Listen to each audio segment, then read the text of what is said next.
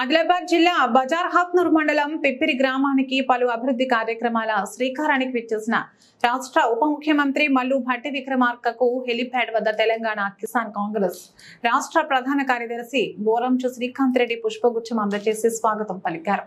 ఈ సందర్భంగా రైతు కండువతో సన్మానించారు। డిప్యూటీ సీఎం కు పోలీసులు గౌరవ వందనం చేశారు।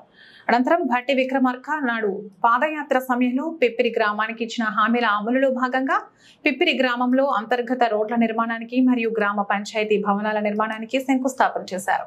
సభ ప్రాంగణంలో మహిళలు ఏర్పాటు చేసిన స్టాల్స్ ను డిప్యూటీ సీఎం సందర్శించారు। ఆదిలాబాద్ జిల్లా అభివృద్ధికి ప్రభుత్వం కట్టుబడి ఉందని, జిల్లాలో ప్రధాన సమస్యలపై ఇప్పటికే ప్రణాళికలు రచించడం జరిగిందని, ఉప ముఖ్యమంత్రి హామీ ఇవ్వడం జరిగిందని తెలంగాణ కిసాన్ కాంగ్రెస్ రాష్ట్ర ప్రధాన కార్యదర్శి బోరంచు శ్రీకాంత్ రెడ్డి తెలిపారు। చూడండి